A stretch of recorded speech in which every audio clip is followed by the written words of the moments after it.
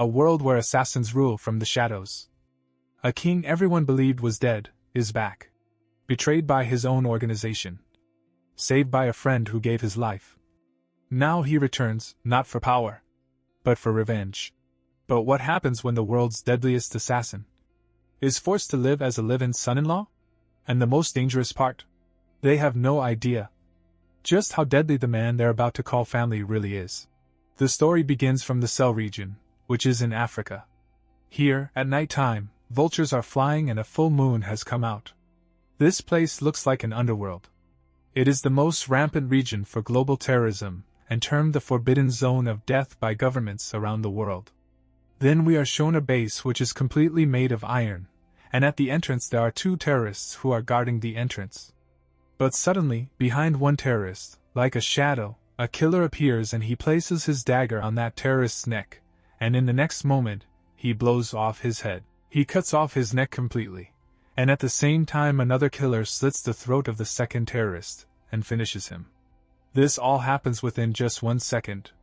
Then after killing both of them, the second man calmly places that terrorist's head on the ground and says, "Boss, something does not seem right. Why are there only 2 guards here along the way?" In response to this, the protagonist says, "Be careful, it really does not seem right. The target indicator shows that the item is just ahead." Then the MC and his companion both open the entrance door and peek inside. Inside there is an empty space. Then his companion says, "The item is over there." The thing they were searching for was right in front of them.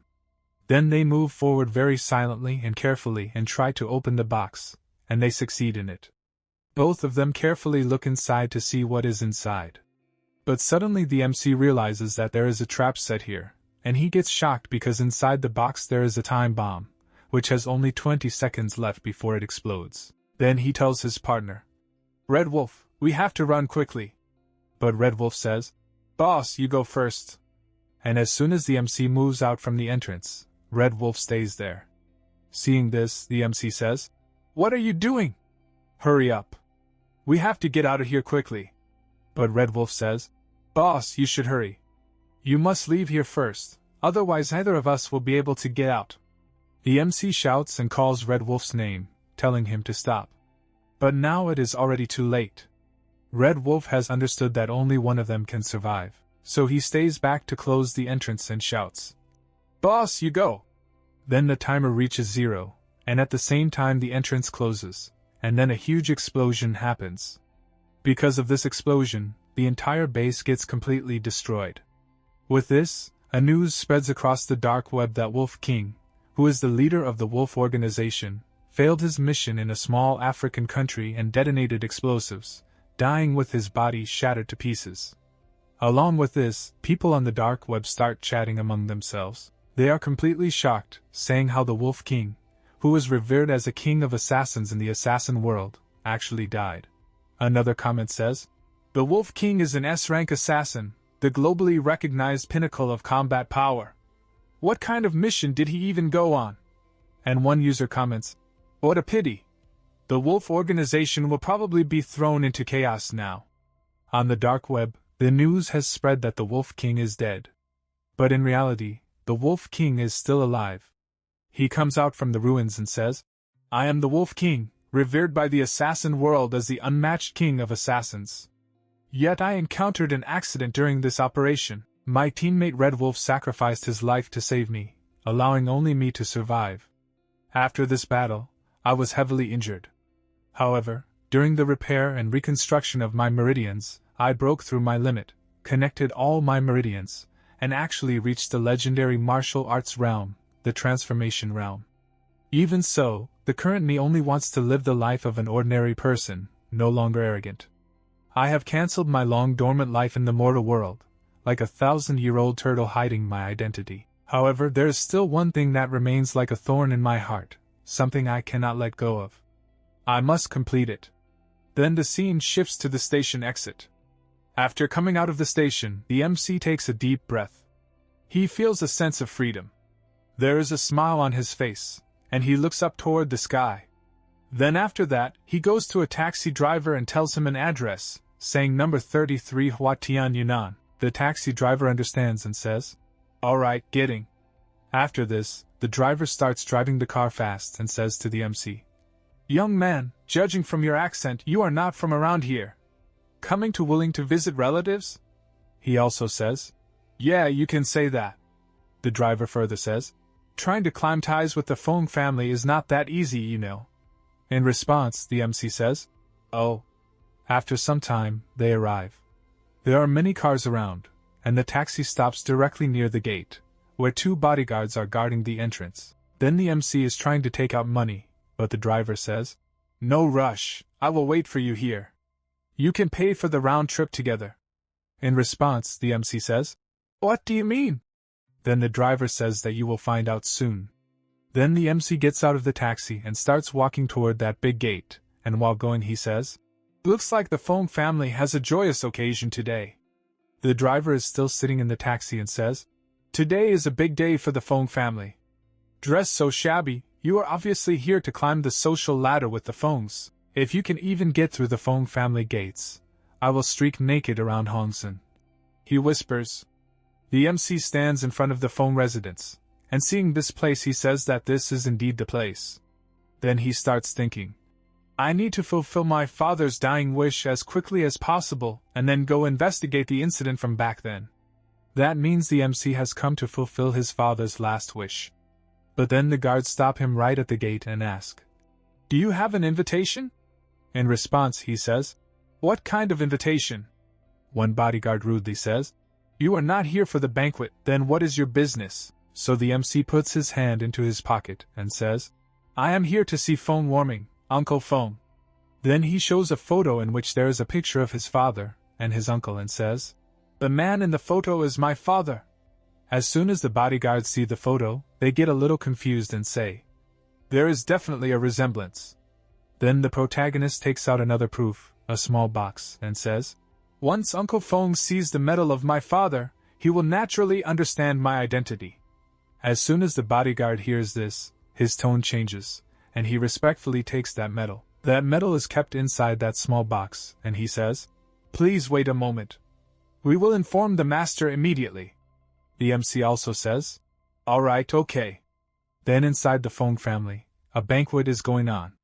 Many people have gathered and are enjoying the party, and they are talking. Time really flies. Another guest says, It feels like just yesterday Yunnan was a little girl going to school with her backpack, and now she is getting engaged and married. Then we see Yuan, who is looking very beautiful, and she says, Grandpa, what are you saying? Even if I get married, I will still be a part of the Fong family. Then we are shown the head of the Fong family, who is Uncle Fong. He stands up and raises a cup of wine and says, Distinguished guests, today is the grand engagement day of my daughter Fong Yu, and the eldest young master of the Wen family, Wen Ziming. Then both Yuan and Ziming stand up and also raise the wine cups in their hands, and Uncle Fong is saying, Let us all raise our glass and congratulate the 2 young people, and I also wish that the business between our Fong family and Wen family will continue to prosper. Everyone starts cheering and saying congratulations, and they say, With the marriage alliance between the Fong and Wen family, they will be able to command the wind and rain in Willing City in the future. Everyone is celebrating happily and also saying, Indeed, indeed. But suddenly a bodyguard comes behind Uncle Fong and quietly says, Master, something has come up. Uncle Fong looks at the bodyguard. There is a bit of panic visible on the bodyguard's face. Uncle Fong becomes a little confused and asks, Why are you so panicked? What happened? Then the bodyguard shows the MC's father's medal to Uncle Fong and says, Master, there is a young man outside looking for you, and he brought this. As soon as Uncle Fong sees that medal, he is completely shocked and says, This is someone from the Jiang family here. At that moment, Uncle Feng's wife says, What? Someone from the Jiang family? Why did they have to appear at this critical moment? And Uncle Feng's daughter becomes surprised and asks, Mom, what Jiang family? Why did your expression change so drastically? Then her mother explains, Back in the day, your father arranged a childhood betrothal for your sister with the Jiang family's son, Zheng Hao. As soon as the daughter hears this, she is completely shocked and says, What? Then she says to her grandfather, Grandfather, if the visitor really is the son of the Jiang family, you must stand up for my sister, You cannot let her marry a stranger. Then her grandfather says, Alright, don't panic. Wen Ming, you go take a look first. Before leaving, Uncle Feng says, You all stay here and entertain the Wen family for a bit. I will go see the visitor. His wife says, Okay then. After this, he comes to meet the MC, and the bodyguard also brings him into a room. Uncle Feng says, Haoji, it really is you. There is a lot of happiness on Uncle Feng's face, and he says, I have looked so hard for you guys all these years. The MC also becomes very happy seeing Uncle Feng and says, I am late and caused you to worry. Then both of them hug each other. Uncle Feng says, It has been years since we last met, and you are already a grown young man now. By the way, is your father doing well? Why did he not come? In response, the MC pauses for a moment. His facial expression changes, he becomes sad, and in a sorrowful voice he says, My father passed away 10 years ago because his old injury relapsed. As soon as Uncle Feng hears this, he is completely shocked and becomes sad. He places his hand on the MC's shoulder, lowers his face, and says, It's all my fault. Back then, if it were not for saving me, he would not have been injured. Haoji, you must have suffered a lot these past few years, but the MC says, It's fine, it's all in the past. He further says, By the way, Uncle Feng, I came this time to fulfill my father's dying wish. He told me to come find you, saying that once I found you, everything would become clear. After hearing the MC's words, Uncle Feng becomes serious and says, Your father's dying wish. I understand. It's just that right now. At that moment, Uncle Feng's wife also comes there. Uncle Feng looks at her and says, Why are you all out here? Are the Wen family affairs settled? We see that the entire Feng family has come down. His wife says, Yes, we arranged for people to see them off. Then Uncle Feng introduces the MC to everyone, saying, Haoji, this is your aunt and Yuyan. You still remember them, right? You two even played house together when you were kids.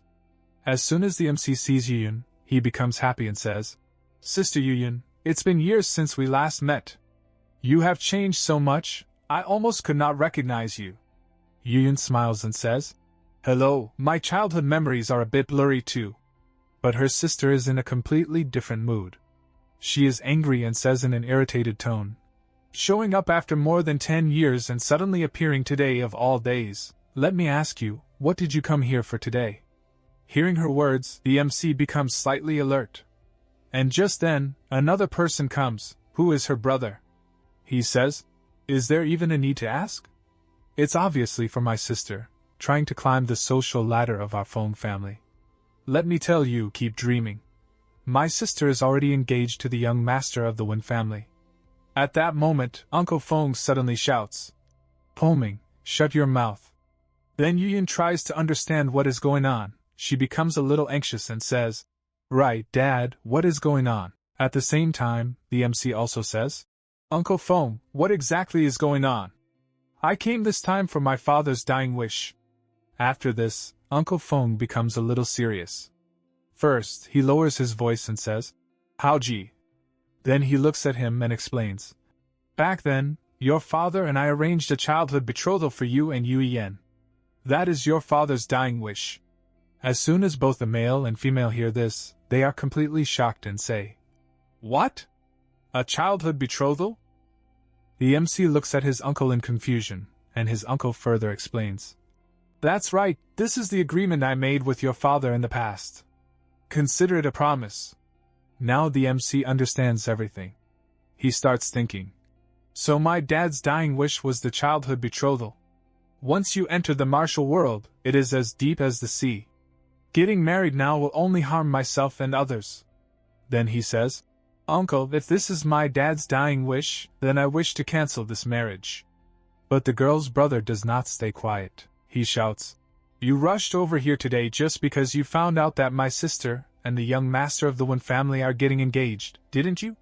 And the girl also says, That's right. You are just afraid you won't be able to climb the social ladder of our family. At the same time, Uncle Feng is completely shocked and says, What? The girl's brother is still shouting, He is just a beggar. What right does he have to be my brother-in-law? There, his father scolds him. Impudence! Apologize to Haoji immediately. See how I teach you a lesson. He even raises his hand to hit him, but his son says, Dad, hit me then. If you have the heart to marry my sister off to a beggar, then just beat me to death.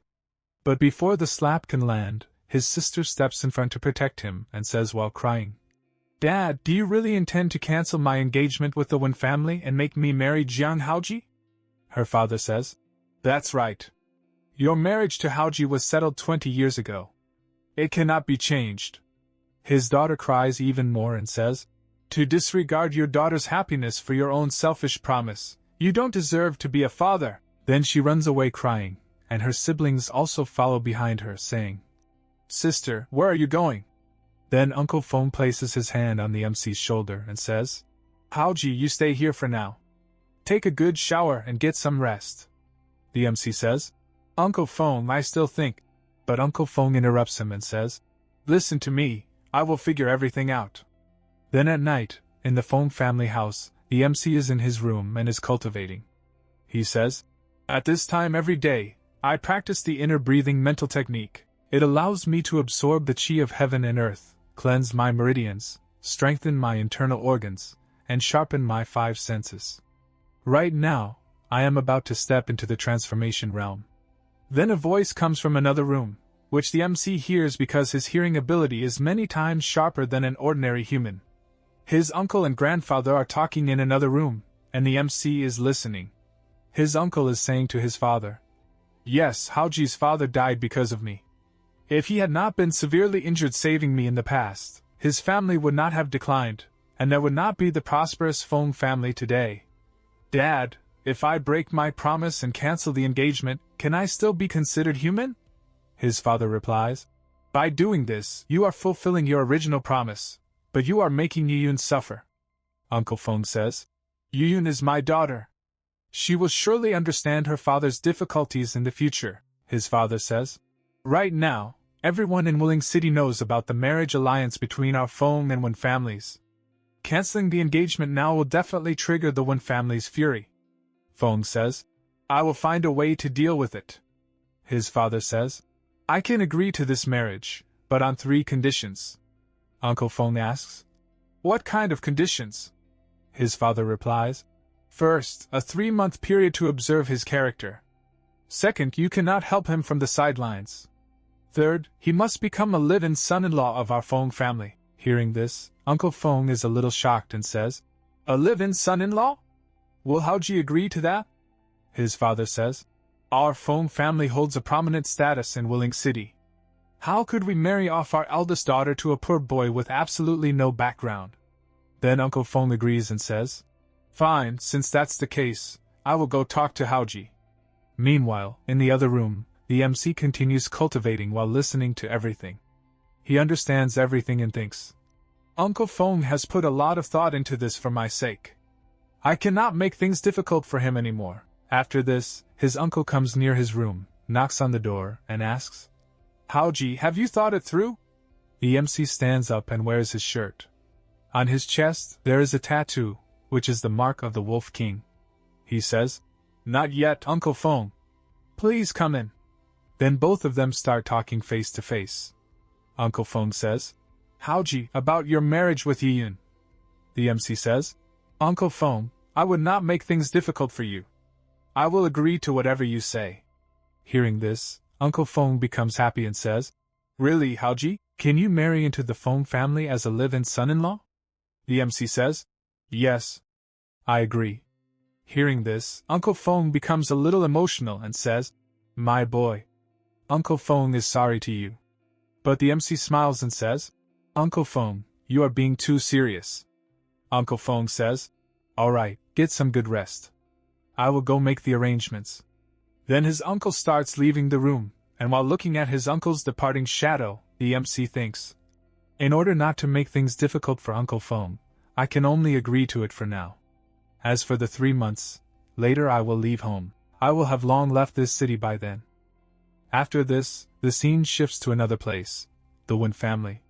There, the head of the Wen family, Wen Gaofeng, slams his hand on the table and shouts, What? Cancel the engagement? The engagement ceremony is in 3 days. You are not joking with me, are you? Uncle Fong remains serious and says, I hope Brother Wen understands my difficulties. After all, a promise was made first. You would not want me to be a person who breaks his word and abandons righteousness, would you? But when Gaofeng's whole body is trembling with anger, he says, Then you can just make a fool out of my Wen family and turn us into a laughing stock for everyone in Willing City? Uncle Fong says, Since things have come to this, to express my apology, the Fong Group will withdraw from the Nanshire District project. But even then, when Gaofeng's anger does not calm down, he shouts again, Do you take my Wen family for 3-year-olds? Giving us a slap and then offering us sweet? My Wen family won't just let this go. We will definitely make your Fong family pay the price. Then he angrily leaves, and Uncle Fong says, See the guest out. After that, the scene shifts again, and we see a cyber cafe. In the cyber cafe, many people are present. Some are playing games, some are working, and some are enjoying themselves. The MC is also there. He has come to clear some things, to investigate something. He is rapidly typing on the keyboard, searching for information. On the computer screen, there is an image of a butterfly and a news headline. XXX trade employees publish XXX info news. He is thinking. On the screen in front of him, there is a photo of an old man. It is written that an overseas Grand Master and the Southern First Master, known as the Eastern Roaming Dragon, has had a global kill order issued on him by the Close family, with a bounty of $200 million. The MC thinks, He is an S-rank martial arts Grandmaster. He is worth this price, but why is he being hunted down? So that's why. Then he sees another news. A female student from a certain Huaxia University was raped and murdered, and the suspect was a direct descendant of the Close family. This descendant also sent people to assassinate the female student's mother, who kept trying to file a lawsuit. Pei Yunbai could not stand by, so he assassinated the descendant along with over a dozen of his personal bodyguards. The MC thinks, Pei Yunbai has a deep-seated hatred for evil, truly worthy of being my master's close friend. But then he sees something that makes his mouse freeze. His eyes stop on the computer screen. He sees, the leader of the Wolf Organization, the Wolf King, has fallen. The number 4 figure of the Wolf Organization, Sidious, has become the new generation's leader of the Wolves. This means that the leader of the Wolf Organization has already changed. At this moment, the MC recalls how he and his close teammate fell into a trap. They tried to escape the blast, but his teammate sacrificed himself to save him. The explosion was massive. Remembering this, the MC becomes extremely angry and thinks, What's going on? After my death, the number 2 figure, Lone Wolf, should have been the one to succeed me. Then he stands up, becoming serious, and takes a name, Sidious. He thinks, That mission must have been a setup by someone. I want to see who the traitor in the Wolf Organization is. Rest assured, Red Wolf, I will definitely find out the truth and avenge you. And on that same night, under the silver moonlight, the MC comes out of the internet cafe and starts walking forward. He is thinking, I will stay here a few more days to track down clues and take some time to familiarize myself with the environment here. As he moves ahead, suddenly a car stops right in front of him. The MC gets a little surprised. Just then, 2 thugs come out of the car. They look at the MC and say, Buddy, do us a favor and come with us. Then both of them pull out daggers and start smiling, showing them to the MC, but they have no idea who the MC really is or what he is capable of. One of the thugs comes closer to the MC and says, Kid, if you dare to resist again, I will stick a white blade in and pull a red blade out. The MC thinks, Looks like they are just ordinary thugs. I cannot expose my identity like this. Let's see what they want to do first. So the MC pretends to cooperate. He raises his hands and says, You two, let's talk this out. Don't use violence.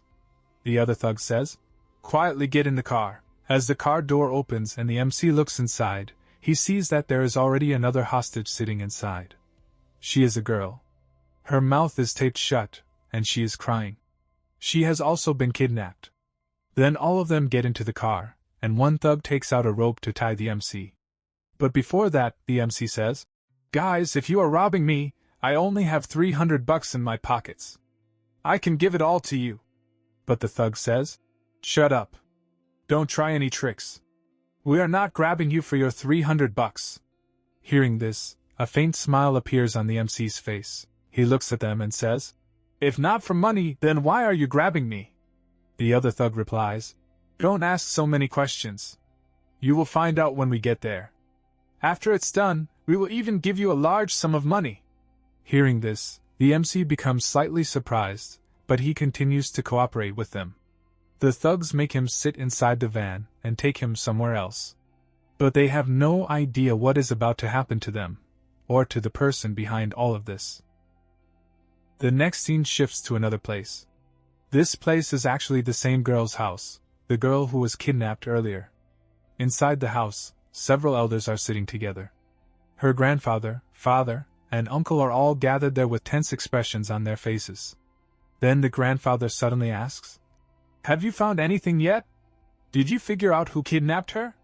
Immediately, someone answers from the front, "I already contacted all of my connections and friends, but none of them know anything." Right at that moment, another man suddenly stands up in panic. Then the old man says in a serious voice, "We must prepare for both possibilities. We need to find the kidnappers and the reason behind this immediately." At the same time, the slightly fat man beside him also rises from his chair and says, "Dad, several major projects in the company are in their final stages right now. We really don't have 500 million available on the books." But the old man narrows his eyes and asks, "Then what do you suggest we do?" The fat man immediately replies, "Negotiate with the kidnappers and lower the ransom to 100 million. The moment he says that, the man standing beside him becomes furious. He looks completely shocked and shouts, "What are you saying? Irresponsible older brother. If it wasn't my daughter Yahello who got kidnapped but your son Jin Feng instead, would you still say the same thing?" That makes it clear that the glasses-wearing man is Yahello's father. But the fat man coldly answers, "Even if Jin Feng were kidnapped, I would still do exactly the same thing."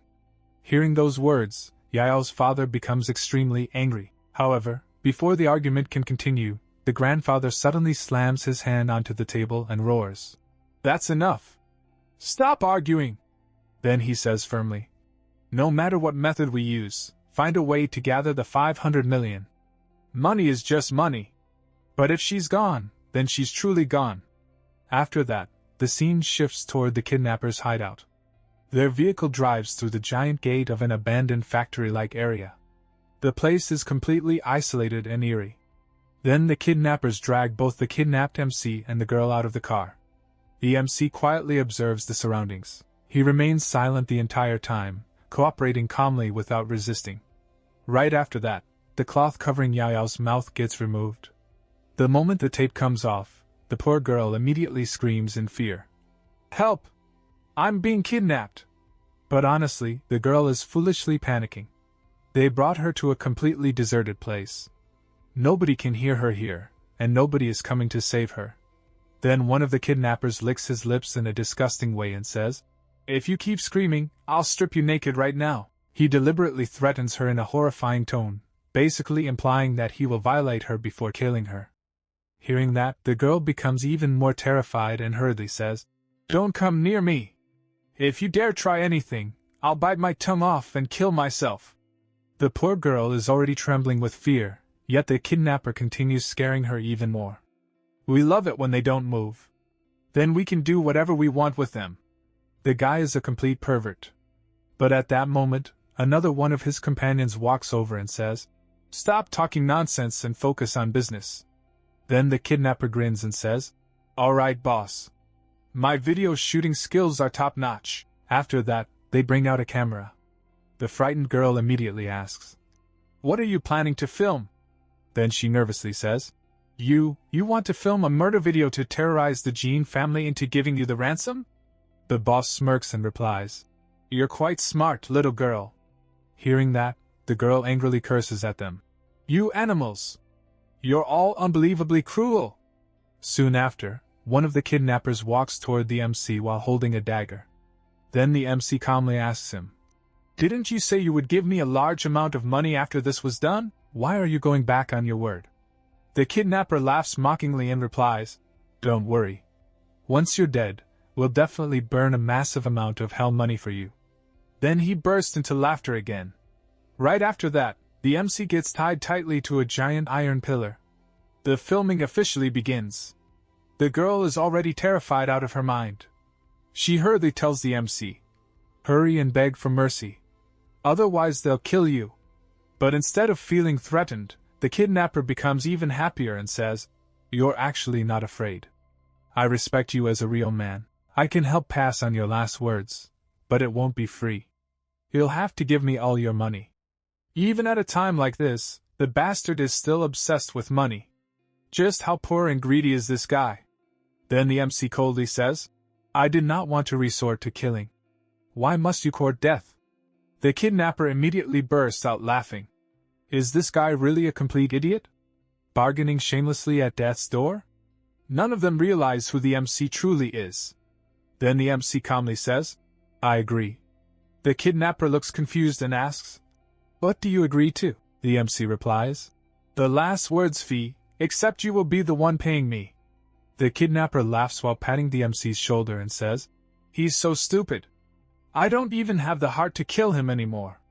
At that moment, their boss suddenly stands up from his chair. He is holding a massive machete in his hand. "Then let me do it." In the next second, he charges forward violently. Meanwhile, another thug shouts excitedly. When second brother gets angry, even the king of hell trembles. Then the boss swings the machete directly toward the MC. Seeing this terrifying scene, the girl tightly shuts her eyes in fear. But only 1 second later, she slowly opens them again, and the sight before her completely shocks her. In the very next moment, the MC throws a devastating punch directly into the attacker's face, instantly shattering all of his teeth. The man gets blasted backward and crashes onto the ground unconscious. All of the other thugs are completely stunned. Second brother is dead? With just a single punch, the MC completely destroyed him. Immediately after that, another man pulls out a gun and shouts, "Brothers, I'm going to shoot this bastard dead." But right at that moment, something falls near the MC's feet. The MC instantly kicks the piece of metal lying on the ground. The iron fragment shoots forward at terrifying speed and slams directly into the gunman's hand. In a single instant, the thug's hand gets horribly mangled, blood sprays everywhere, and the gun falls from his grip. At the same time, several more armed thugs rush forward to attack the MC. One of them fires immediately. But the MC's reaction speed is unbelievably fast. He rushes toward them while dodging the bullets effortlessly. Then, in a single movement, he attacks one thug's neck and drives his hand directly through the man's chest. The second thug becomes terrified. But before he can even react, the MC thrusts his hand straight through another man's chest as well. The bald thug standing nearby is completely horrified. He cannot even react properly to what's happening. Then suddenly, he feels an overwhelming pressure. Trembling in fear, he asks, Who exactly are you?" And in the next instant, the MC suddenly appears directly behind him like a ghost. In a cold, evil-like voice, he says, "My name is not something you are worthy of knowing." Before the bald man can react, the MC grabs his head and slams it violently into the ground. After that, the MC casually takes all of his money as well. Oops. I only collected the last words fee, but forgot to ask for it first. Then he steps directly on the bald man's face. At that moment, Yao's voice suddenly calls out to him, "Hey, could you please come over and untie these ropes for me?" Without saying a word, the MC casually throws a knife. The knife flies straight through the air and perfectly cuts her ropes apart. The girl is completely shocked by his terrifying accuracy. After that, the MC immediately starts walking away without saying much. From behind him, the girl hurriedly says, "Thank you." But the MC coldly replies, "There is no need to thank me. Don't tell anyone I was here." He clearly wants to hide his identity. After saying that, the boy simply leaves. Some time later, police and emergency vehicles arrive at the scene.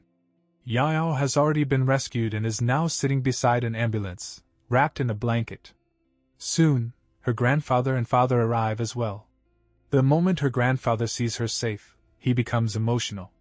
The girl immediately runs into her grandfather's arms. Tears fill her eyes as she cries uncontrollably. At that moment, A police officer walks over and asks, "Miss Jean, what kind of person killed these kidnappers and saved you?" The girl first wipes the tears from her eyes before replying. "He was masked? I didn't see his face." The officer continues, "Then what was his build like?" The girl calmly answers, "Chubby and very short. He should be a middle-aged man in his 40s. From behind her, the grandfather nods and supports her statement. "Yes." After that, the scene shifts once again. Very late at night, the girl has already returned home. Her grandfather is now sitting across from her. Then the old man slowly begins questioning her.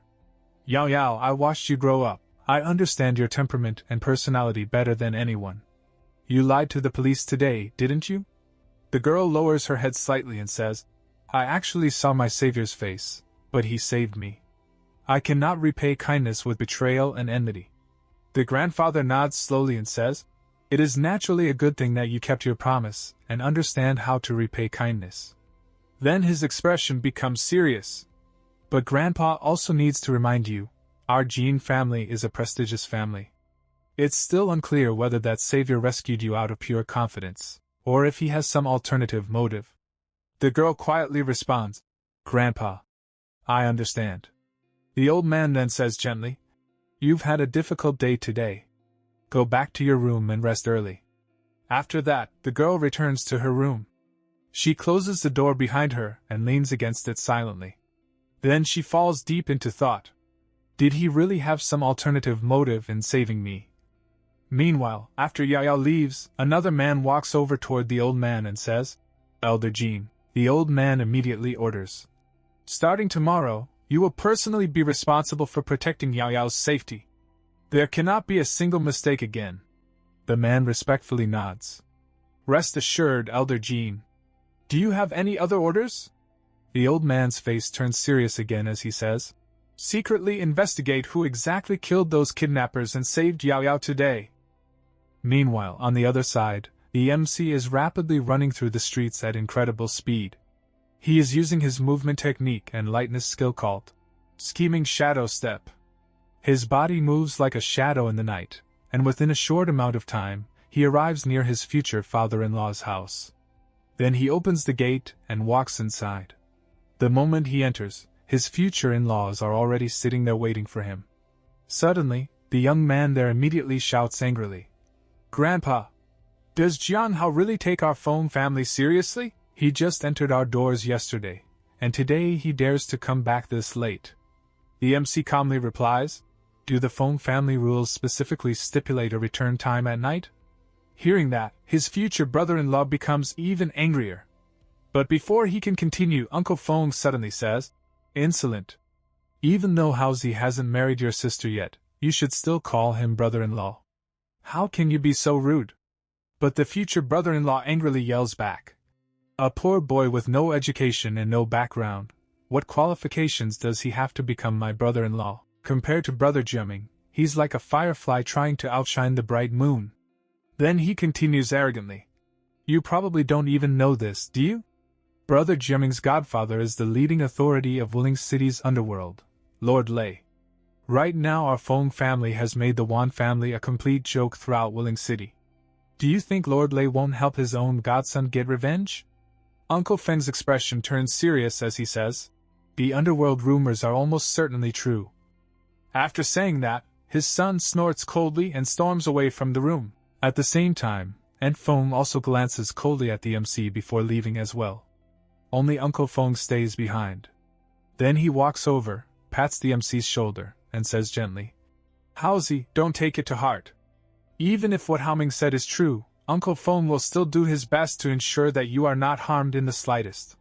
The MC calmly replies, "Thank you, Uncle Feng. Thank you for your good intentions. But I'm not afraid of people like Lord Lei. If they truly dare to come looking for trouble, I will make them regret it." The moment those words come out, the old grandfather immediately scolds him loudly. "Young people should know when to be humble and when to be arrogant. If you lose your life, there will be no place left for regret. Coming back this late like today must never happen again." As the MC starts walking away, he calmly says, "If speaking facts is considered arrogance, then I have nothing more to say." Uncle Feng, I'll return to my room first. Then he leaves. After that, only the old man and Uncle Feng remain in the room. Uncle Feng sighs softly before saying to his father, Dad, Housie is still young and proud. Please don't take it to heart. But the old man's expression becomes heavy as he says, I only hope this child coming into our Feng family will not become a disaster for the Feng family. The next morning arrives. The city looks calm and beautiful under the early sunlight. At this moment, the MC is standing outside a house gate while quietly thinking. There's no mistake. This is where Red Wolf's family used to live. Then he frowns slightly. But why is nobody home? Just then, a nearby shop owner auntie notices him. She is sitting outside on a chair near her small store. Then she says, Young man, you came too late. Their family moved away over a year ago. Hearing that, the MC becomes slightly surprised. He walks closer and politely asks, Ma'am, do you know where they moved to? The woman is carrying her child in her arms while replying, I don't know about that. But there's a girl nearby who was very close to their family. She might know. Then she looks at him again and says, It's just that the girl has only been coming back once every 10 days or half a month recently. After hearing that, the MC immediately takes out a thick stack of cash and hands it to her.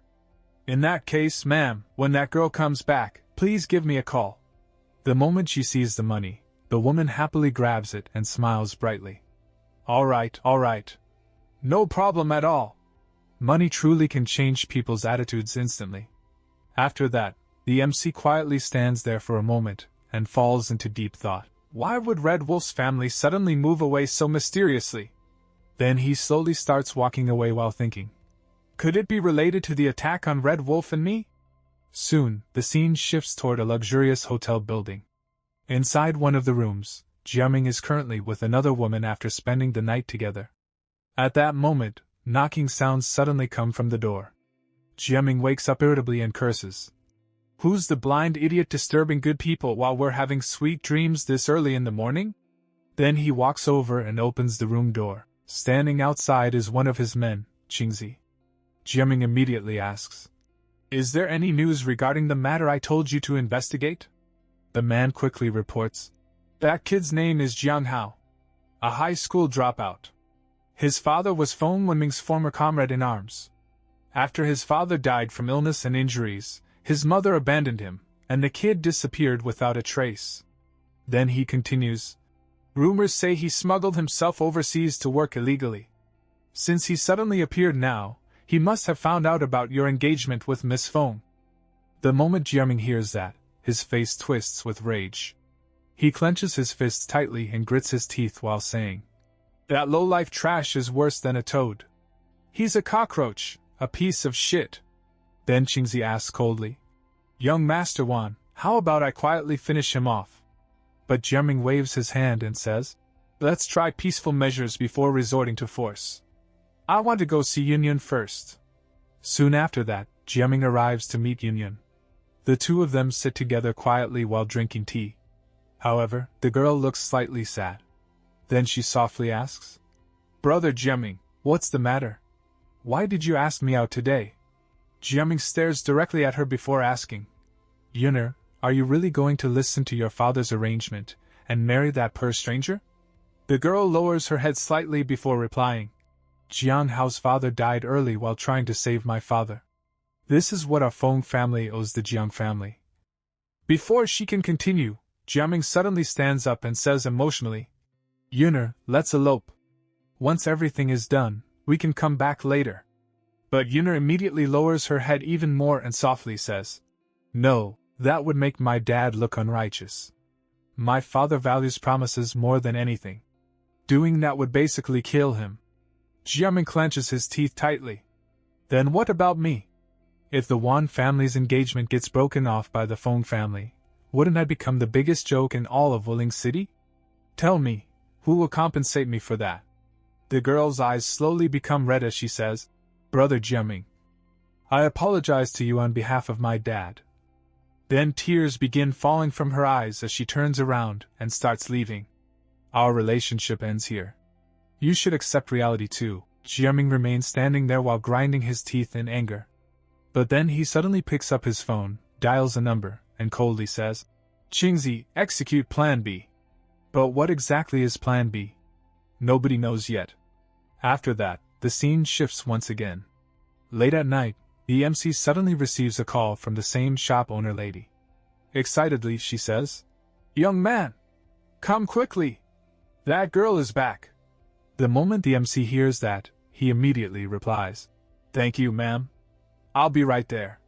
After hanging up, he quickly changes clothes and rushes downstairs. At that moment, Uncle Feng is downstairs drinking tea. Seeing him leave so late, Uncle Feng asks, "Howsy, where are you going at this hour?" The MC calmly replies, "Uncle, I'm going out for a run." Then he immediately leaves. Outside, he stops a taxi. The driver asks, "Buddy, where are you headed?" The MC answers, "Taeyong Road." The driver nods. "All right, get in." But the moment the MC enters the taxi, he notices another rough-looking man already sitting inside.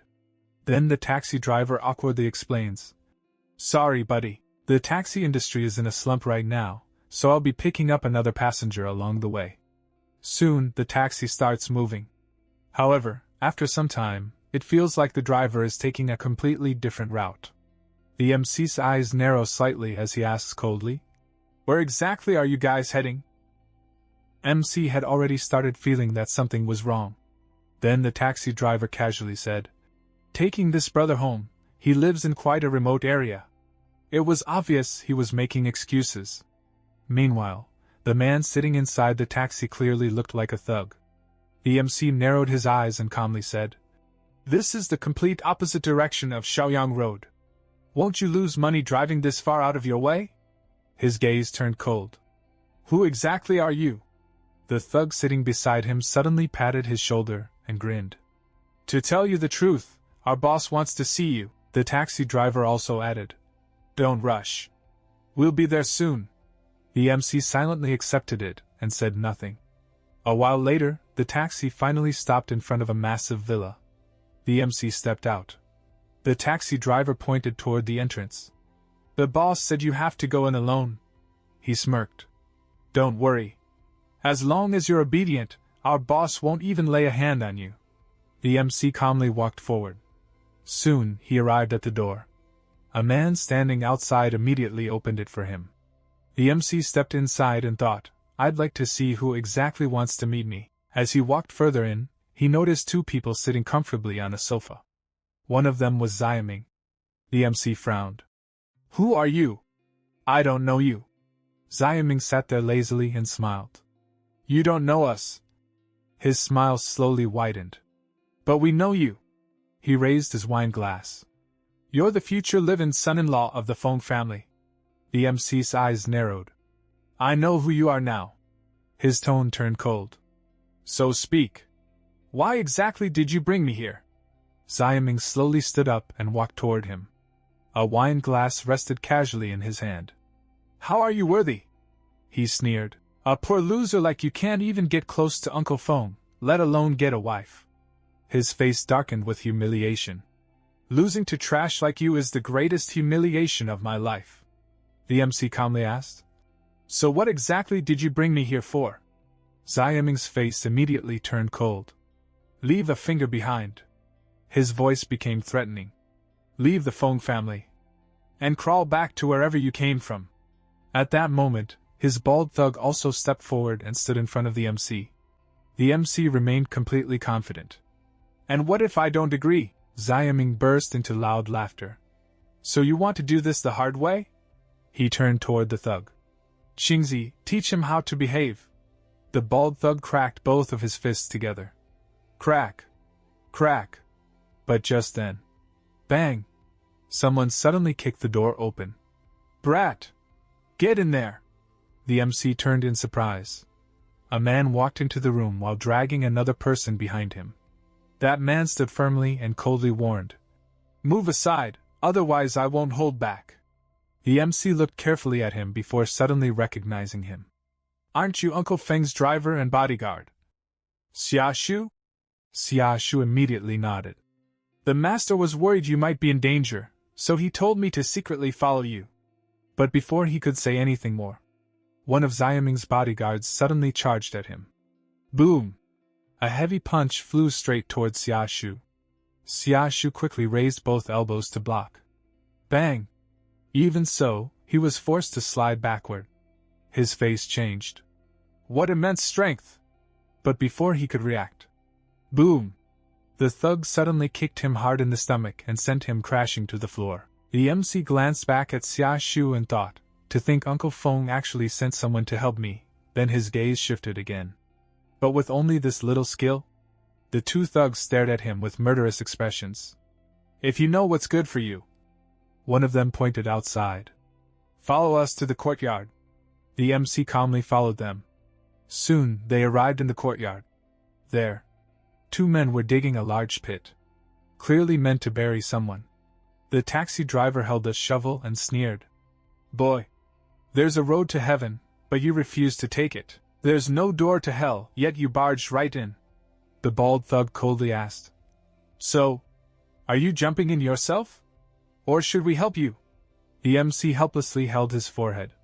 He sighed. I really didn't want to kill anyone. His eyes slowly turned cold. So why must you force me?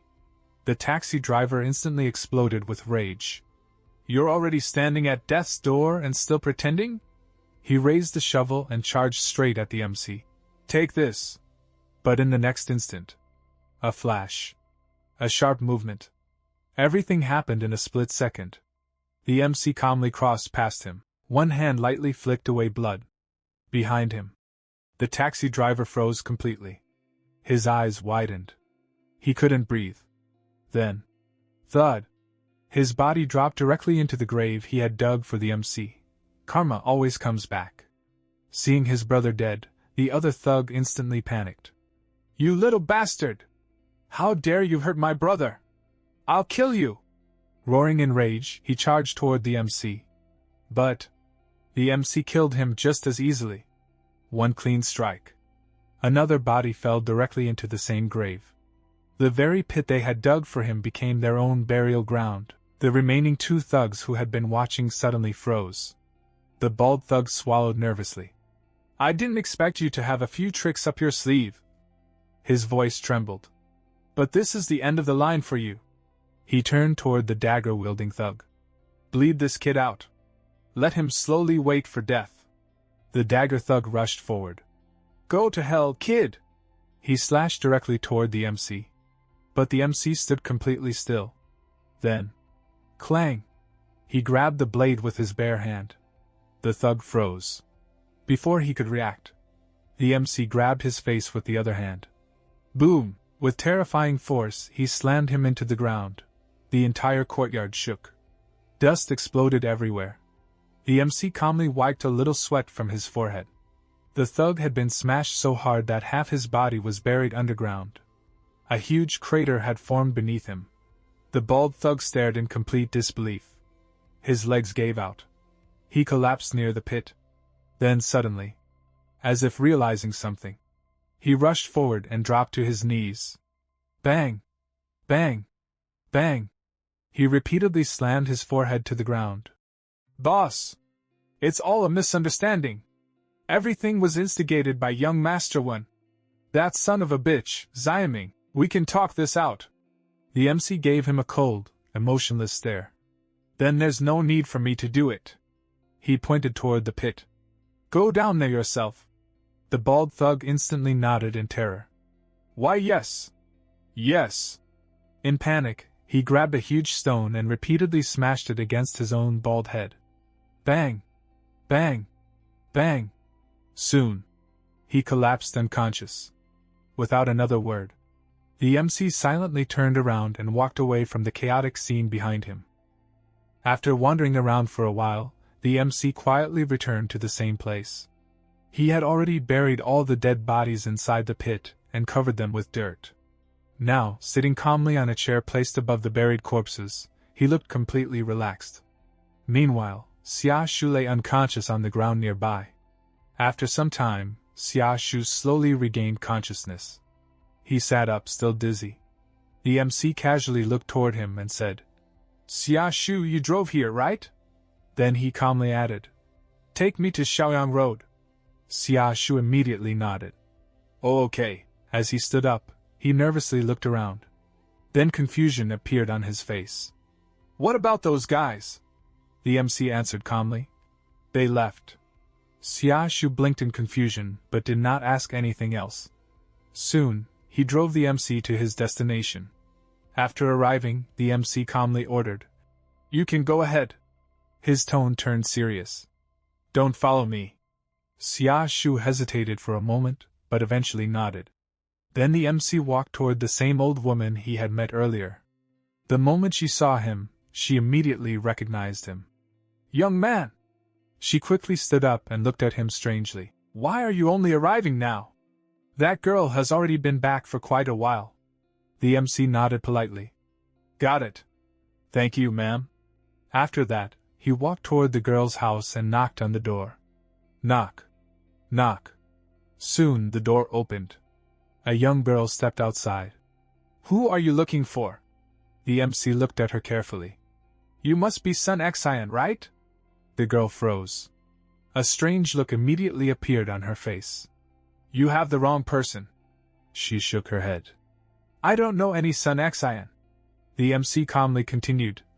I'm your brother's best friend. Jiang Hao. Then he slowly took out a jade pendant. This is your brother's jade pendant. The moment she saw it, her expression changed. She instantly recognized it. That really was her brother's pendant. Worry immediately filled her face. Where is my brother right now? The MC went silent for a moment. Then he forced a small smile. Your brother is currently very busy. He can't return for now because of work. So he asked me to check on you. The girl instantly relaxed. As long as Big Brother is okay. She quickly moved aside. Brother Jiang, please come in. She looked embarrassed. I was rude earlier. The MC stepped inside. But the moment he entered, he noticed an old woman lying sick in bed. She looked extremely weak. The MC frowned slightly. Why don't I see your younger brother, Sun Lei? The girl's expression immediately darkened. Lazy. But before she could continue, bang! Someone suddenly rushed inside in panic. Sister Xian! This is bad! A young man came running through the door. Something happened to Brother Lei! The girl quickly stopped him. Dongji, calm down! Take a breath first. Then she anxiously asked. What happened to Lei Zi? Dongji nervously explained. Brother Lei's business was doing perfectly fine. But another boss in the fresh produce market came looking for trouble. He claimed Brother Lei was monopolizing the market. He demanded 1 million in compensation and told him to get out. Brother Lei naturally refused, and they started arguing. His face turned ugly. But who knew the person backing them? His voice trembled. Would be Black Panther. The moment the girl heard that name, her face instantly turned pale. Soon, the scene shifted. The three of them were sitting inside a van. As they drove, the girl explained everything to the MC. A year and a half ago, our mother became seriously ill. So Sun Lei had no choice but to take a high-interest loan from the black market. She clenched her fists. But they tampered with the loan contract. We can't even afford the interest anymore. Her voice turned bitter. Black Panther runs the loan shark business. A while later, the van stopped in front of a luxurious entertainment venue. Passion Flying Bar. The three stepped out. The MC turned toward Dongji. Wait outside. Dongji hesitated. But, the girl quickly interrupted. It's dangerous inside. Dongji, just listen to Brother Jiang. Reluctantly, he agreed. Soon, the MC and the girl entered the bar. The moment they stepped inside, countless eyes turned toward the unfamiliar faces. The atmosphere was chaotic. Music blasted loudly. Women laughed while spending other people's money. Cash flew through the air. Drinking, shouting, fighting, everything mixed together. Nearby, a brutal fight was happening. One muscular man was beating a bald man badly before finally knocking him down. Cheers instantly erupted.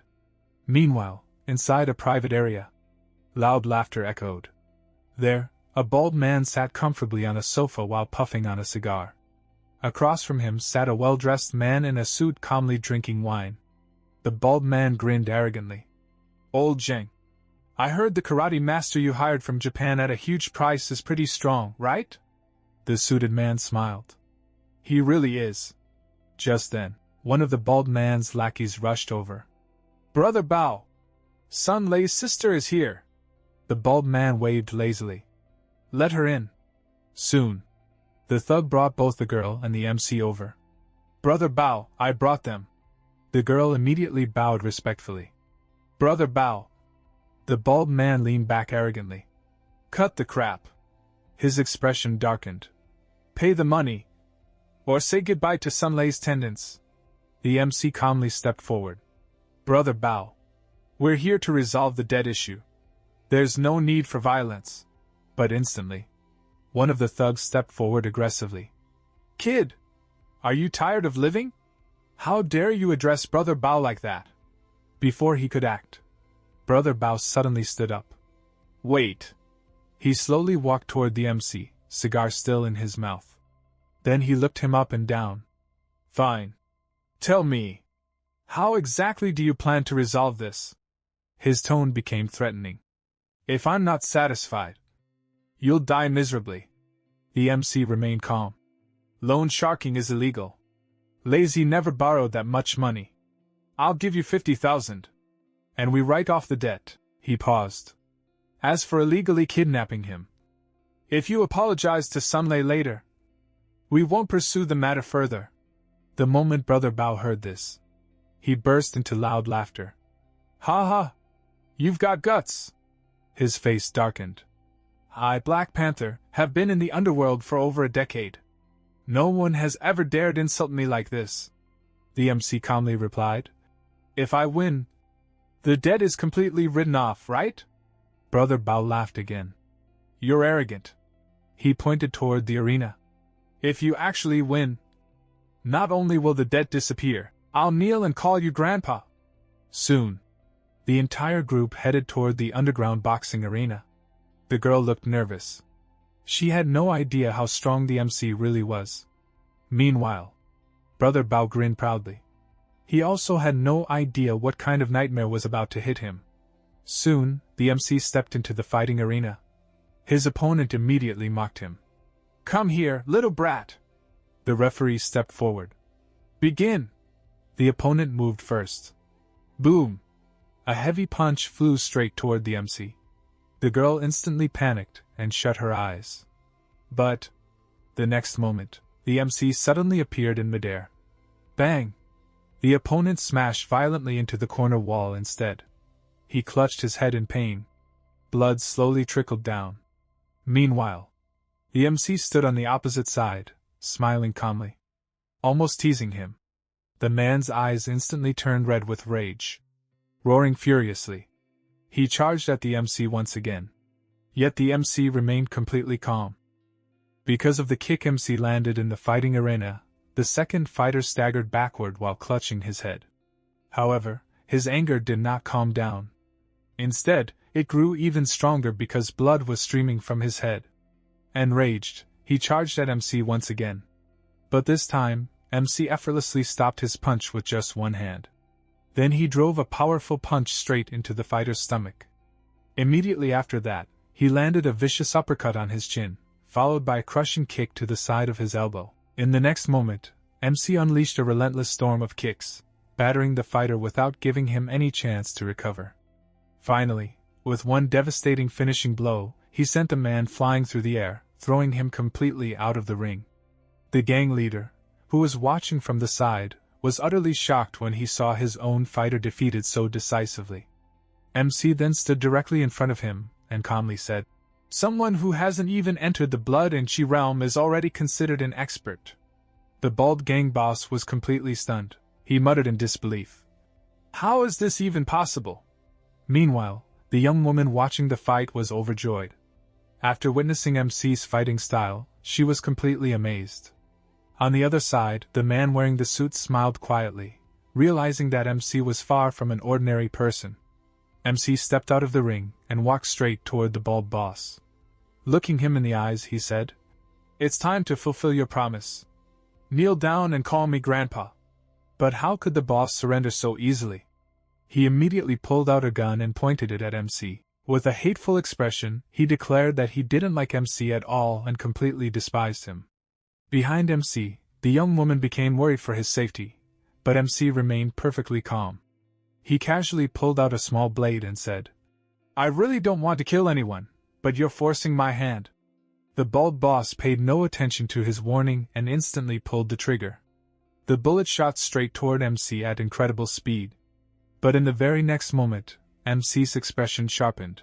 With a single swift motion, he sliced the bullet cleanly into 2 pieces and hurled his knife directly into the bald boss's head.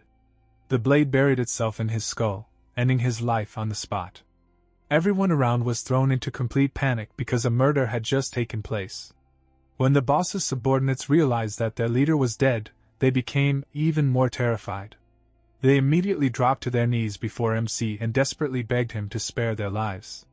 At that moment, the man in the suit stepped forward and said, "Brother, I have a proposal. I'm not sure whether I should bring it up."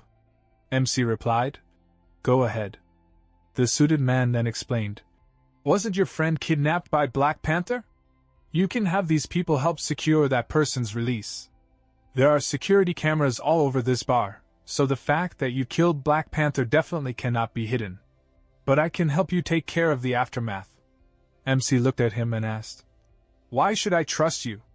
The man smiled and answered, "You're a smart person. I simply want to make a friend and help each other out. Who knows? Maybe someday in the future I'll need your help as well." After hearing that, MC accepted the proposal and told the man to handle the entire situation. The suited man gladly agreed to the arrangement. MC then left with the young woman by his side. As he watched them walk away, the suited man thought to himself, "This man is extraordinary. I believe we'll meet again very soon." The scene then shifts to the next day, where the entire Fong family is gathered together for breakfast. Suddenly, the young woman sitting at the table says, "It's all because of him that my sister has been staying at a hotel and refuses to come back. I haven't seen her in so long." Uncle Fong immediately responds, "No one will think you're mute if you don't speak." At that moment, MC stands up and says, "I'm full. I'm going out for a walk." However, just as he is about to leave, Uncle Fong stops him. MC asks what the matter is, and Uncle Fong hands him an important document, explaining that it is urgent and asking him to deliver it to Yun. MC agrees to do it. Uncle Fong tells him, "I'll arrange everything. I'll give you Yun's phone number as well as the company's address." After taking the documents, MC prepares to leave, but from behind, Yun's younger sister mutters, "Sooner or later, I'll make him get the hell out of our house." Sometime later, MC arrives at the company. After entering the building, he tells the receptionist that he has come to deliver some documents sent by President Fong. The young woman politely points him in the right direction and informs him that he needs to go upstairs. MC thanks her and heads straight toward the elevator. But just as the elevator doors open, a tall and heavily built man steps out. He is dressed in a suit, wearing a hat and black sunglasses. The moment MC sees him, he recognizes him immediately and thinks to himself, "Black Phantom, an internationally wanted A-rank assassin. Why did he come to Willing? Could he be here hunting for a woman?" With that thought lingering in his mind, the elevator doors quietly close. After that, MC walked straight to Yubin's office, opened the door, and entered without hesitation. Seeing this immediately irritated Yubin, and she said, "Next time, at least knock before coming in or ask for permission." MC did not say much. He simply replied, "I brought the documents you asked for." Yubin answered, "They've already been delivered, so you can leave now." However, MC did not forget to tease her. He said, "Yubin, at the very least, you should know how to treat your guests properly." Hearing that, she fell silent. MC then took another step forward and warned her, "The situation outside isn't very safe right now. Before going out for business matters, you should be more careful." After saying that, he turned around and started walking away. But Yubin called out, "Jiang Hao, you're too pretty for a man to actually curse a girl with such vicious words." MC calmly replied, "I'm not cursing you. I'm only telling you to be careful." Afterward, he walked out of the building. Just then, A speeding car rushed directly toward him before coming to an abrupt stop right in front of him. Sitting inside was Haoming, who had purposely driven over to meet him. MC asked, "What's going on?" Haoming immediately invited him to participate in a street racing event. At first, MC showed no interest in racing and started to walk away.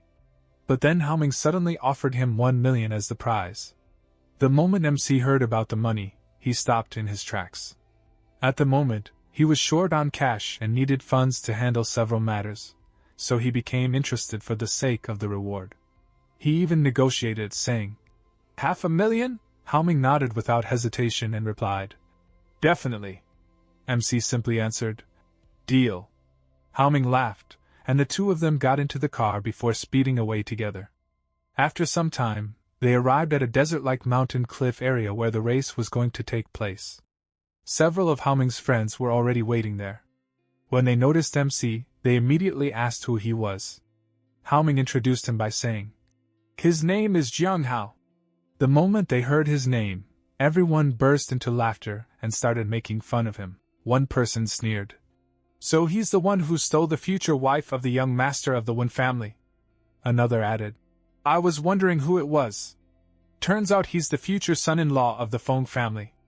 A young woman commented, "This pretty boy definitely has a few tricks up his sleeve."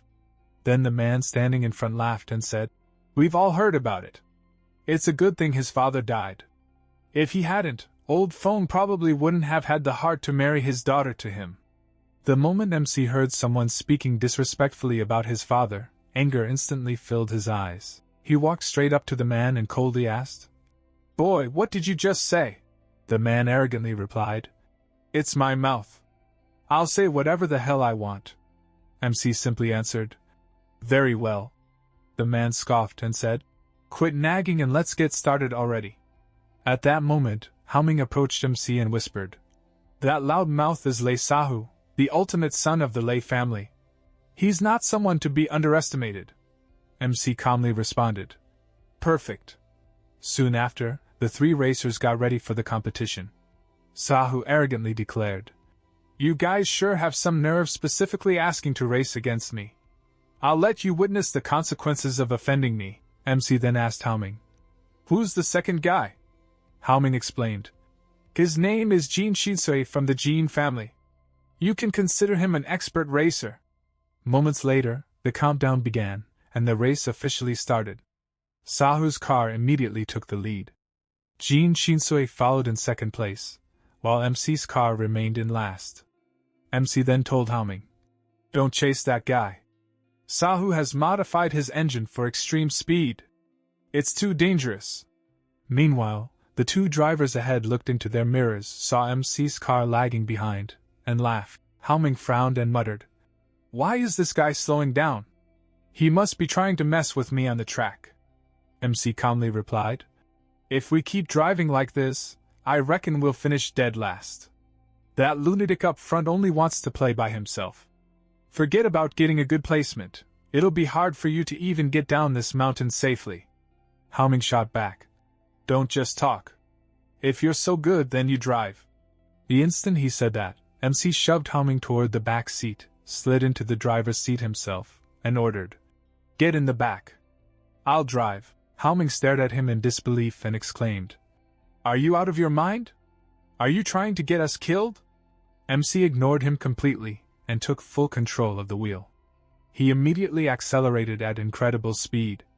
When Haoming noticed a dangerous cliff approaching ahead, he became terrified and repeatedly told MC to slow down. But MC never hit the brakes. Instead, he executed a flawless drift around the corner.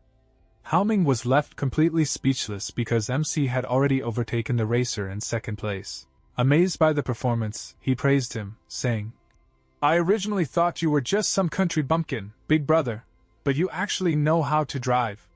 That drift was no worse than a professional racer's." Meanwhile, when Sahu noticed that MC's white car had overtaken the second-place vehicle, he became irritated. He assumed Haoming was still driving and thought his skills had improved. Even so, he remained confident and looked ahead with a cold smile. At the next V-shaped turn, he muttered, "I'm going to make you flip over." Back in MC's car, he casually took a drink of water. Watching this, Haoming panicked and shouted, "There's a V-shaped sharp turn only 30 meters ahead, and you're drinking water at a time like this?" MC showed no concern whatsoever.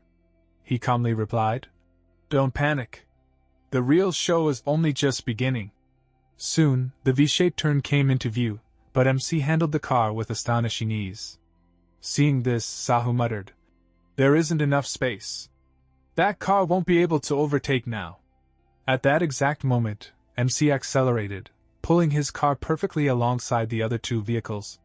Seeing this shocked Sahu even more, because MC was about to pass him. Filled with rage, Sahu cursed loudly and yelled, "If you want to die, then go die!" He slammed on the accelerator, trying to leave MC behind. But just then, one of his car's wheels drifted dangerously close to the very edge of the mountain road, with part of the tire slipping toward the roadside. Just then, a sharp turn appeared ahead. As Sahu entered the corner, his car lightly scraped against the roadside railing. The impact threw the vehicle off balance, causing it to lift into the air before flipping over and crashing down the mountainside. With that, it became clear that MC had won the race. Afterward, the group headed toward another location. On the way, Haoming received a phone call from his cousin brother, who immediately congratulated him on winning the championship. Surprised, Haoming replied, "You already know about it?" His cousin laughed and answered, "Of course, it was bound to happen." He then invited Haoming to come celebrate together with Brother Crow that very day. However, Haoming politely declined, saying they could celebrate another time. But his cousin insisted. Haoming explained that he wasn't alone and that his future brother-in-law, Jiang Hao, was with him.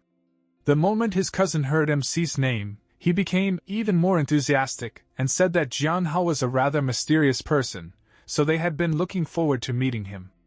MC immediately refused and said he had no intention of going. However, Haoming's cousin insisted once again, saying that his younger brother was personally inviting him.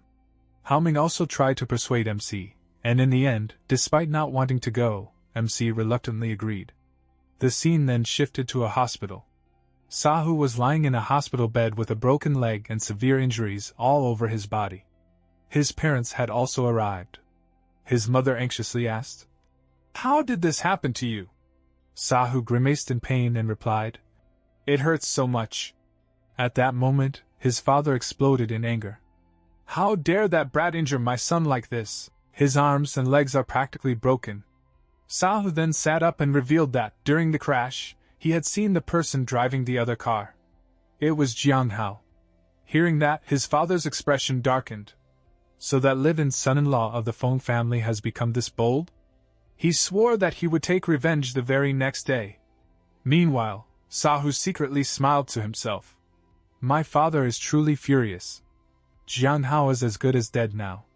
The story then shifted to a private room inside the Jungle Hotel, where MC arrived together with Haoming.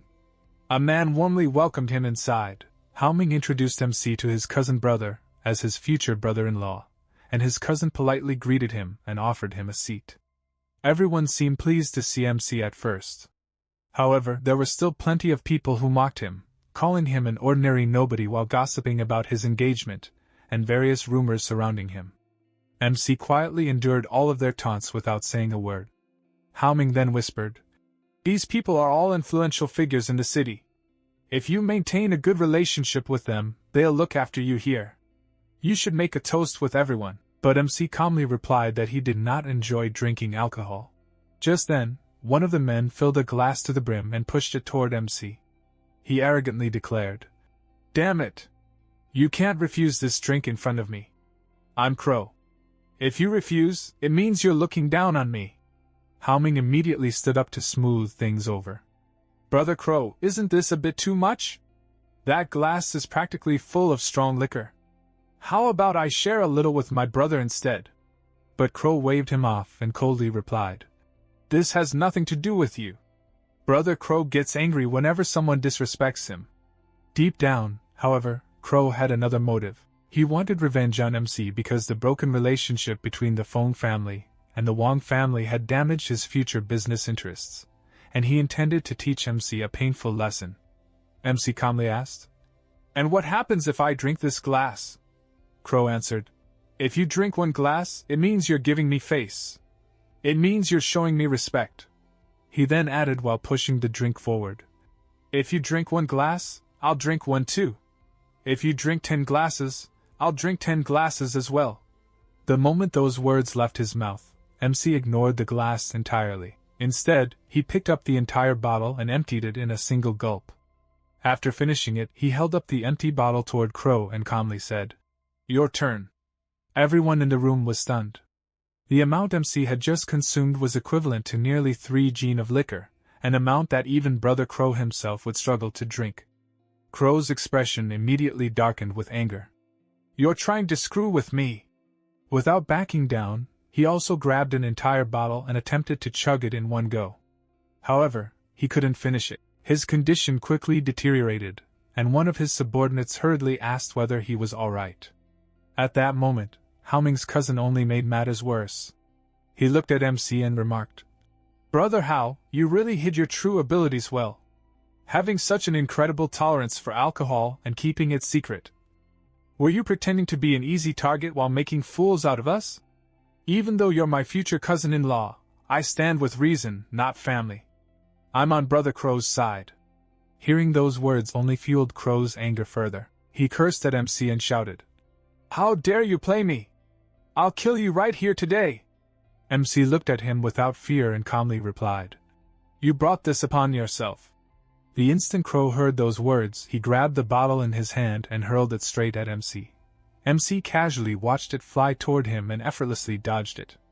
Then, without hesitation, he grabbed another bottle and threw it back.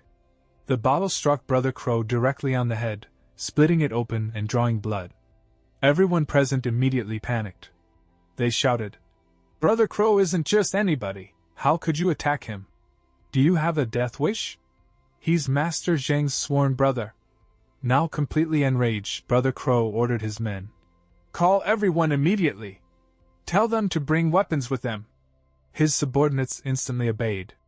Haoming quickly turned to MC and tried to reason with him. "You can't just pick fights with everyone like this.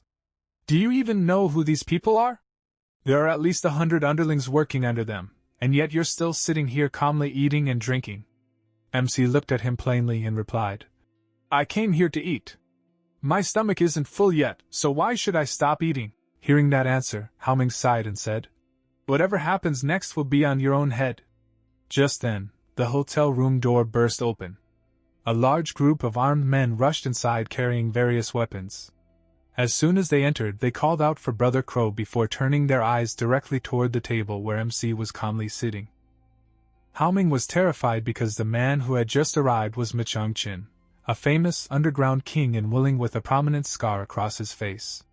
He walked straight over to Brother Crow and asked with concern, "Is your injury serious? You should go to the hospital and get it bandaged." But Brother Crow refused. "I don't need any bandages," he said coldly. "Kill that man right in front of my eyes." Hearing those words, Machang-chin immediately agreed. He strode directly toward MC, his face filled with anger and frustration. "How dare you offend my brother?" he shouted. "Today, I'm going to kill you." With that, he swung his sharp weapon straight at MC. However, MC effortlessly caught the blade between 2 fingers, stopping it in place. He then slightly raised his head, revealing his face. The moment Machang-chin saw MC's face, it felt as if his soul had left his body. In the very next second, he dropped to his knees before MC and desperately begged for his life. "Mr. Jiang, I had no idea it was you." Everyone present was stunned. When they saw the feared Machang-chin kneeling before MC and pleading for mercy, they could hardly believe their eyes. Even Brother Crow was confused and shouted, "What's wrong with you, Machang-chin? Did you take the wrong medicine or something?" Machang-chin immediately glared at him and ordered him to stay quiet. Inside his mind, he vividly remembered witnessing MC kill Black Panther in the underground arena and defeat that Japanese samurai. More importantly, Master Zheng had already made it clear after the underground boxing arena incident that no one was allowed to reveal what had happened there. MC then calmly said, "Good thing you recognized me. Otherwise, your corpse would be lying here as well." Machang-chin gratefully thanked MC for sparing his life. MC waved his hand and said, "Stand up now." Don't interrupt my meal. Leave. Machangchen respectfully thanked him once again and prepared to leave. But Brother Crow stopped him. No one is leaving. Hearing that, Machangchen turned toward him and warned. Crow, you're making a huge mistake. You've picked a fight with the wrong person. If you want to save your life, leave this place immediately. At the same time, he remembered Master Zhang's order that absolutely no one should reveal what had happened in the underground boxing arena. Nevertheless, Brother Crow refused to listen. Instead, he loudly announced that anyone who managed to kill MC would receive a reward of 1 million. The promise of such an enormous reward shocked even Machangchen's own companions. Tempted by the money, they prepared to risk their lives and stepped forward to attack MC. Before they could move any closer, Machangchen himself attacked them and blocked their path. If you want to stay alive, then leave quietly, he warned. Otherwise, whatever happens next won't be my responsibility. And if anyone dares to disrespect Mr. Jiang again, they'll answer to me. Hearing his warning, fear spread through the group. Machangchen then led his people away. Brother Crow also started leaving, but before departing, he glared at MC and said through clenched teeth, "This isn't over yet. Just wait for me." With that, he stormed out. The scene then shifted elsewhere. A news report was playing on a mobile phone. Last night, one of the city's top 3 female middle school students was brutally murdered after being assaulted. The crime scene is located only 1 kilometer away from the school. Police are making every effort to solve the case and are urging women to minimize unnecessary outings to protect their own safety. The report was being watched by the very man responsible for the crime. While casually drinking alcohol, he muttered, "Although yesterday's student was pure, she wasn't very exciting. More mature women are still better." Just then, he received a phone call. After answering it, someone asked whether he had completed his mission. The man replied that he still hadn't found the person who had killed his brother Black Panther. "No matter what," he said, "I'll find that man and make him pay the price." Meanwhile, another man sitting inside a car spoke to him over the phone. "You really haven't been doing your actual work. You've been running around chasing women again. Wuxing is the birthplace of martial arts, and nobody knows how many hidden masters are there. Be careful," he continued. "Black Butterfly has just sent the latest intelligence. The 3 S-rank assassins hired by the Chu family have already entered Wuxing's territory." Hearing this, the man was visibly surprised. "In that case, it seems Brother Zhou won't be able to make a move this time." The person on the other end warned him again. "I'm warning you. She is currently the focus of the dark world. Don't become overconfident." The man casually replied, "Relax. I know exactly what I'm doing." Just then, someone knocked on his door. Maintaining full caution, he approached while holding a pistol fitted with a suppressor. After opening the door, another man entered and respectfully addressed him as Second Master. "So I finally get to see you," the visitor said. The Second Master nodded. "Come inside and talk," he immediately asked. "Tell me, who killed my brother?" The visitor answered. "It was a country bumpkin named Feng Wu. He's the live-in son-in-law of the Feng family." The Second Master frowned. "How strong could a mere live-in son-in-law possibly be?" The visitor then showed him surveillance footage along with a photograph of Jiang Hao. "Of course he can't compare to you, Second Master. However, this live-in son-in-law is quite handsome. People say his looks aren't inferior even to famous celebrities." The moment the Second Master looked at the photo, vile thoughts crossed his mind. "Then I'll capture him," he sneered. "I'll capture his fiancée, violate her right in front of Jiang Hao, and then kill her." The story then shifted back to MC. He was heading somewhere to buy a gift, and thought to himself, "There's still plenty of money left from what I earned over the past few days. After helping the Red Wolf family, I'll buy an ancient painting as a gift for Master." Soon, he arrived at Lanjian Pavilion. After entering, he looked around at the various antiques and artworks on display. Before long, his attention was drawn to a particular painting. A staff member walked over and explained, "This is Picture of Green Pines, created by the Wood Dynasty painter Jiang Guiyang." Several other customers also gathered around the artwork, admiring it and praising its quality. Suddenly MC calmly declared, "This painting is fake. Everyone nearby was stunned. The employee immediately exclaimed, "This gentleman is saying that our painting is fake." He then looked at MC seriously and said, "Sir, our establishment is a time-honored brand. You'll have to pay the price for making accusations like that." MC calmly replied, "The genuine cannot become fake, and the fake cannot become genuine." "Why would I slander you?" the employee responded confidently. "Our shop offers triple compensation for any counterfeit item purchased here. In hundreds of years of business, we have never sold a fake." MC pointed directly at the painting and said, "Triple compensation for a fake, is that right? Then I want this painting. And while you're at it, tell your boss to come downstairs."